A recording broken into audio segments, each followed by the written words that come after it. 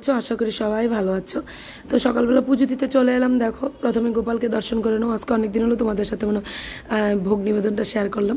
তো ভাবলাম তোমাদেরকে প্রথমে যখন পুজো দিচ্ছি তো তোমাদের সাথে সেটা শেয়ার করে নিই। আর গোপাল সোনাকে দেখে নাও। আর এদিকে হলো মহাদেবের পরিবার, শিব পরিবার, কার্তিক, গণেশ, মা পার্বতী আর মহাদেব। তো দেখে নাও।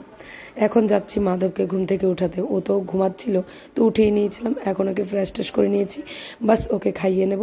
ওর টিফিনটা রেডি করে নেব। টিফিন বলতে ব্রেকফাস্ট। আজকে খাওয়াবো ওকে দুধ আর বিস্কিট। তো রেডি করে নিচ্ছি। সকালবেলা না ও কিচ্ছু খেতে চায় না, কিছু খাওয়াতে গেলেই শুধু বমির ভাব করে। তো এই জন্য আমি হালকা পাতলাই যা পারি দিই।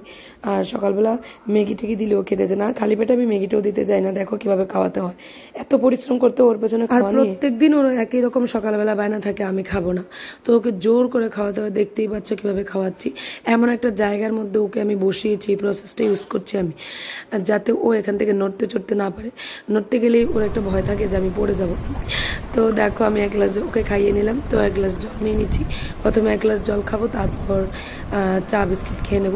তো আজকে সোমকে বললাম যে বাইরে থেকে কিছু ব্রেকফাস্ট নিয়ে আসতে। তো ও বাইরে থেকে কিছু নিয়ে আসবে। তো বাইরে থেকে নিয়ে আসলে ওটাই আমরা ব্রেকফাস্ট করে নেব। আর মাঝে মধ্যে দেখবে বাইরের কিছু জিনিস খেতে বেশ ভালোই লাগে। মাঝে মধ্যে বলে না একটু সবকিছুতে একটু টুইস্ট আনতে লাগে। তো এরকম এই মাঝে মধ্যে বাইরের কিছু খেতেও ভালো লাগে। জানি আনহেলদি, তবু কেন যেন ওটার দিকে মন পড়ে থাকে, বুঝি না। তো এই যে দেখতে পাচ্ছ বুটের ডাল আনা হয়েছে। আর বুটের ডালটা কিন্তু আজকে একদম পাতলা হয়ে গেছে। ওই দিন এটা একদম খুব ঘন ছিল। আর এই যে রুটি আনা হয়েছে। রুটি বলতে এটা কি বলা হয়, পরোটা। আর পরোটাটাই আনা হয়েছে, বাস। তো এটা আমি সোমকে দিয়ে দেবো, তারপর আমি খেয়ে নেবো। আমার শাশুড়ি মাকে দিয়ে দেবো, আর সোনার জন্য একটা রেখে দেবো। তো আজকে রান্না হবে এই যে দেখতে পাচ্ছ ঝিঙে, ডাঁটা, আলু, এগুলো দিয়ে একটু রসুনের ঝোল রান্না করা হবে। আর মাছ নিয়ে এসছে, মলয় মাছ। মলয় মাছের ঝোল করা হবে, রসুনের ঝোল। আর কিছু একটা ভাজা, দেখি কি করা যায়। আর এই যে মাধবের ঝোলটা আমি রান্না করে এসে, শিং মাছ আনা হয়েছে মাধবের জন্য। তো মাধবের জন্য একটু পাতলা করে শিং মাছের ঝোল রান্না করে নেব।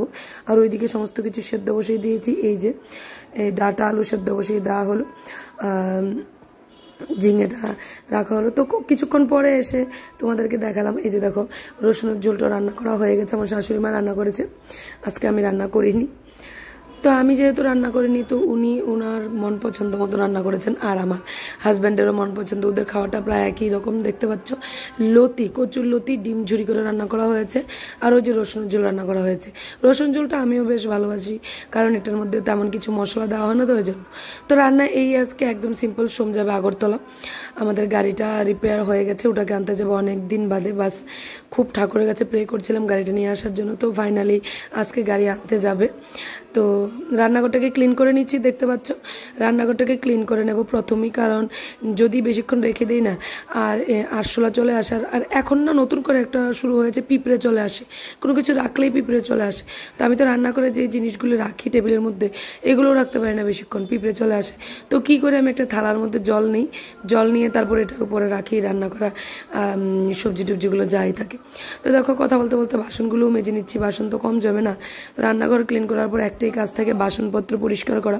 আর এগুলো জমি রাখবো না। আর বাসনপত্র ক্লিন করার পর বাস চলে যাবো অন্য রুমে, ওখানে গিয়ে যা কাজ আছে তা করে নেব।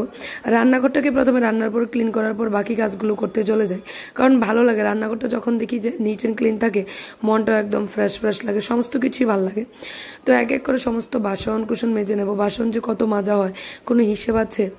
যাই হোক, আমরা তো হাউস ওয়াইফ, তো আমাদের বাসন মাজতেই হবে। আর যদি মেড না থাকে তাহলে তো নিজের কাজ নিজে কি করতে হয়, তা নিয়ে লজ্জার কোনো বিষয় না। তবে লজ্জার কোনো বিষয় না থাকলেও পরিশ্রমের একটা ব্যাপার আছে।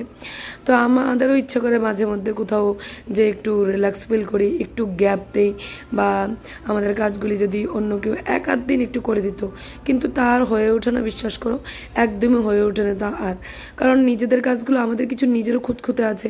আমাদের কাজগুলো যদি আমরা না করি, পরিষ্কার হয়েছে কিনা দেখতে হয়, ওটা ঠিক করে রাখা হলো কিনা, ওটা জায়গায় রাখা হয়েছে কিনা এটাও দেখতে হয়। তো আমাদের কাজগুলো আমাদের নিজেরই করা ভালো। আর যদি আমরা মাঝে মধ্যে কিছু ব্রেক নেওয়া দরকার আমাদের, তাহলে কাজের যে একঘেয়েমিটা আছে না, ওটা আর থাকে না। আবার পরে যখন এক দুদিন একটু গ্যাপ দিলে, বেশি লাগে না আমাদের, একদিন বা দুদিন একটু গ্যাপ দেওয়ার পর আবার কাজে যখন ফিরে আসি, তখন আমাদের মধ্যে একটা এনার্জি কাজ করে। তখন আবার বেশ ভালো লাগে এই সমস্ত কাজগুলি করতে। তখন আমার মনে হয় যে নতুনত্ব ফিরে এসছে, সমস্ত কিছু নতুন করেই করি। তো দেখো কথা বলতে বলতে এই ঘরগুলিও কিন্তু ঝাড় দেওয়া হয়ে যাচ্ছে। ওই ঘরটা ঝাড় দিয়ে চলে এসেছি শাশুড়ি মার, তো এই ঘরগুলিও ঝাড় দিয়ে দেবো আস্তে আস্তে, সমস্ত কিছু ঝাড় দিয়ে নেবো। আর ব্যালকনিটাকেও ঝাড় দিয়ে নেবো।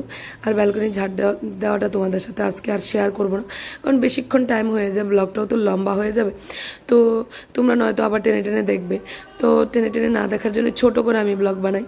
তো প্লিজ তোমরা তবু স্কিপ না করে না টেনে প্লিজ দেখবে। আর রান্নাবান্না তেমনটা ভেজাল না থাকলে দেখবে অন্য কাজগুলি করারও অনেকটা টাইম পাওয়া যায় সত্যি। আর সব সময় তো যে 4-5 পদ রান্না করতে হবে তা তো না, মাঝে মধ্যেও হালকা পাতলা রান্না করে খাওয়া যায়। এই যে তোমাদের সাথে রসুনের ঝোলটা শেয়ার করলাম, আরেকদিন মনে হয় আরেকটা ব্লগেও শেয়ার করেছি। এটার মধ্যে কোনো আলাদা কোনো মশলা লাগেই না, শুধু একটু কাঁচা লঙ্কা আর রসুনটাকে পেস্ট করে দিলেই হয়। আর এই কাঁচা লঙ্কা রসুনটা পেস্ট করে দিলে, আর রসুনটা না গ্যাসের জন্য প্রচণ্ড উপকারী। অনেকে তো খালি পেটে আবার রসুনও খায় এমটি স্টমাকে, তো ভালো। আমিও মাঝে মধ্যে কিছু সময় খেতাম, কিন্তু এখন আর পারি না, ভাল লাগে না, বমিটিংয়ের ভাব হয়ে যায়, তো পারি না। তো দেখো কাপড় চোপড় আজকে বেশি কিছু ধুইনি, কয়েকটাই বাসি আশি যা ছিল এগুলো ধুয়ে দিয়েছি। তো এগুলোকেই বাস মেলে দিলাম। তো দেখো আমার গাছগুলো বৃষ্টি হচ্ছে তো দারুণ গ্রিন গ্রিন হয়ে আছে। তো এইদিকে দেখো আমার একটা ছাদে ট্যাপ আছে, এটা থেকে 1 বালতি জল ভর্তি করে নেব। ওই যে আমার একটা মাটির ফিল্টার আছে, তোমাদেরকে দেখিয়েছিলাম, তো ওই মাটির ফিল্টারে জল দিয়ে দিই 1 বালতি।